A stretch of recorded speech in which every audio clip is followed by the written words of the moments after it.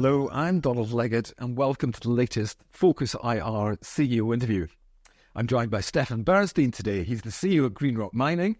Stefan joins me to discuss the positive influence which the EU can have on the exploration and production of minerals critical for the creation of the green transition. And also, a second bite of the cherry with Stefan, what the mining community was discussing at this year's PDAC convention in Toronto. And I would describe that as North America's most influential mining conference. Well, greetings, Stefan. It's lovely to speak to you again. Great to speak to you, Donald. Yes. And you're hot foot from PDAC, I understand. So was I right in describing it as North America's most influential mining conference? Is that a fair description? Certainly, and probably the world's and most important gathering. Just by the number, nearly 30,000 participants, lots of on-stage and off-stage events and so forth. And presumably it's the more off-stage events that are more useful to you. You were telling me before we sat down for this interview, you were telling me that you had lots of meetings arranged at PDAC. So what sort of business do you do at PDAC and why is it useful to GreenRoc? It's really busy. It's because it has a gathering all the industrial players. Of course, the major mining companies are there, mid-tier mining companies, the whole shall we say, ground of exploration companies, junior exploration companies, projects, very early stage, mid stage mining projects. They're all there, including investors, of course, and there's a big trade show with the latest inventions on the technical side. So that's all great.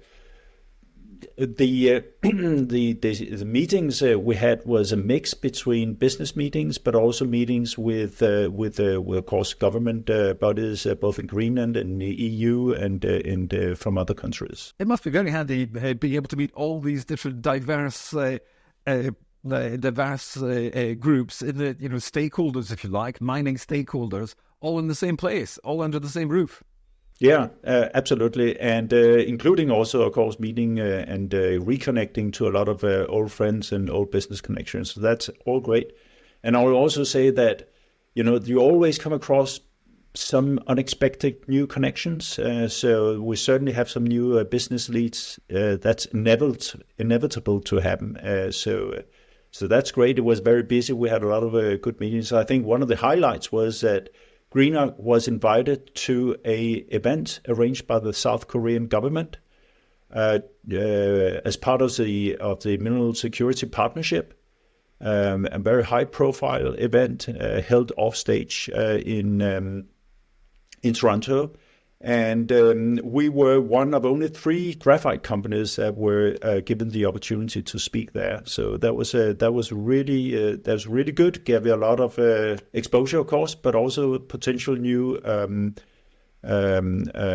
contacts to off-takers and support programs that could also be made available to projects like ours. Wow, that's fantastic for 2 reasons. One, because it's great for GreenRoc, but 2, because it's great for Greenland. It's great to see that Greenland is finally going centre stage. It is indeed. And Greenland is situated very conveniently in the North Atlantic, so midway between North America and Europe. So really, if you look from a European perspective, Greenland could be a hub for supply of critical raw materials in the future, simply because it has a vast ground of a very prospective, a vast ground that is really prospective for critical raw materials, and also because it's located so closely to Europe, only 4 or 5 days shipping. Which we go from South Korea to the EU, closer to home. Now, Greenland, is probably worth explaining, is actually 25 critical minerals. In terms of resource terms, it has 25 of them contained in the one country, which is quite a considerable number. And Ursula von der Leyen, the European Commission President, she visited Greenland recently to open an EU office in the capital. Is it Nuuk? It's Nuuk, yes. Nuuk. So she visited Nuuk, and it's part of the EU's new Arctic strategy. And the EU are interested in those critical minerals, as of course they would be. So what's your take on all this, Stefan? Will Greenland become a supplier to the EU, and what does the EU need to do to make it happen? Well, I mean, certainly making that presence in Greenland is really important. Being on the ground, speaking to politicians, speaking to local people is really, really important when you want to establish a good relationship, clearly. There also needs to be put in place some kind of support programs, I believe, because it's quite, Greenland being located where it is a relatively expensive country to explore. Once you have delineated your deposit and start mining, construction in Greenland and mining is not necessarily much more expensive than anywhere else, but the first stage is a bit more costly. And I think also we need to get over we need to get across the line where we establish new mines in Greenland. There hasn't been a large mining project in Greenland for the past 20-something years.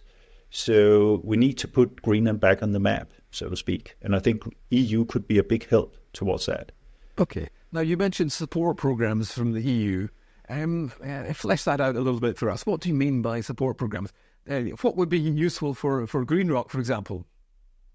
Right. Well, I mean, particularly for us, it could be great with any kind of support that would allow us. Well, it first comes, of course, with the stamp that the EU regards our project as being important to make available some of these critical raw materials or strategic raw materials, of which graphite is one of.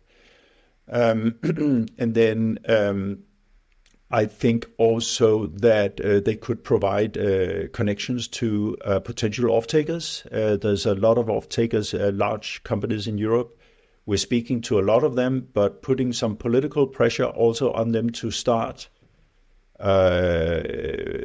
moving away from this over-dependency on China would be certainly something that where politicians could help also. Some companies with the battery companies, car manufacturers, they mainly look at the prices today, and of course we don't know what the prices of our products will be in 4 years' time when we're in production. But if you're only interested in getting the cheapest possible product, then obviously China is a place to look, for the moment at least. Okay, so that's quite an agenda you've got there. That's quite a number of different things you would want from the EU. So, what do you think will happen in the next year or two then on the ground? What difference will having the EU there make in practical terms for Greenland? Yeah, so the EU has now entered a partnership with Greenland. They signed a partnership agreement back in November last year, and there will be put in place a fund to support a lot of things, educational projects also, but certainly also projects within the critical raw materials realm. And so I expect that to be fleshed out in more detail over the coming time. There will be a roadmap. They already started drafting a roadmap for how such support program could be implemented. So I will regard the next year or so to be really exciting for companies such as ours, for seeing what kind of support that the EU could provide for us. I was going to say it can only be a positive the fact that the EU are stepping up the game in Greenland. Absolutely, absolutely. It certainly helps putting Greenland on the map, as I said. Having Ursula von der Leyen visiting Greenland is a very strong signal in itself, I think. And the EU itself just finally approved the Critical Raw Materials Act a few days ago. So, I mean, once and I think that you could see this agreement with Greenland being one of the parts of the implementation of the Critical Raw Materials Act. And then we see other initiatives such as establishing a 500 million euro fund from the European Battery Alliance to secure the supply of the raw materials. So there are certainly things happening now. It will take a little time, maybe a year or so, but we will eventually see the effect of these initiatives, I'm certain. So, two things. Critical Raw Materials Act has just been implemented, and there's a new investment fund focused on raising 500 million euros for a European battery metal supply chain. Are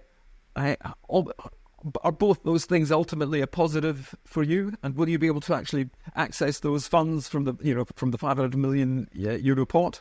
Absolutely. I mean, GreenRoc is ideally placed to be the target for such funding. So definitely, and we also expect to become a strategic projects under the Critical Raw Materials Act in the nearest time. And that's a technical definition which is of benefit to you, yes? Exactly. Yes. Okay. Now, let's wrap it all up. It does seem as though everyone is talking about Greenland. Greenland has its own sidebar conference at PDAC. The EU Critical Minerals Act is coming in force, and so on and so forth. Does that mean more of a spotlight on Amitsoq, your Amitsoq project, with its high-grade flake? Let's remind everyone it's got a high-grade flake graphite deposit, and it has huge potential to produce 77,000 tons of graphite concentrate annually. Will there be more focus on Amitsoq? Well, I would definitely think so. More focus on Greenland, more focus on the energy transition, the raw materials that are required. It's definitely going to put the spotlight on GreenRoc eventually. And also we see this new restriction on export of battery-grade graphite from China imposed in December last year. Everything is going to go towards in the same direction that GreenRoc is going to have a clear position as becoming a supplier of this critical raw material. So do you see that things are finally coming together and really going your way and Amitsoq's way?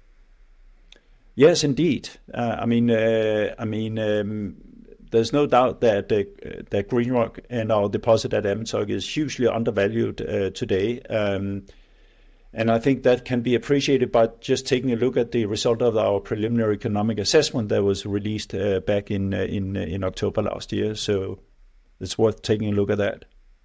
Okay, my final question to you. Why should investors put GreenRoc Mining, GROC, on their watch list? And I know you've touched upon it several times there, but if you could pull all those strands together for us and give us your investment summary, why should people think of investing in GreenRoc Mining? Well, as I just said, we are hugely undervalued. We have a very positive PEA result that came out last fall. It's going to be bolstered further by the result of the feasibility study we are presently conducting on building an active anode material processing plant. We have a clear market strategy and a market and politicians that are really hungry for domestic supply of one of the key raw materials for the energy transition, namely graphite. And that is exactly what GreenRoc is going to deliver. Stefan Bernstein, CEO of GreenRoc Mining, thank you so much for joining us today. It is always a pleasure. Thank you for talking us through PDAC, the world's preeminent mining conference, and the impact an increased EU presence in Greenland might have delivering a significant European critical mineral supply chain. All absolutely fascinating stuff. For more company information and to access the company bulletin board, please go to the GreenRoc pages on London South East, and meanwhile do follow us on Twitter. That would be @_FocusIR_. Alternatively, @London South East, or register on London South East YouTube to receive alerts to our next GreenRoc interview. As ever, thank you very much indeed for watching.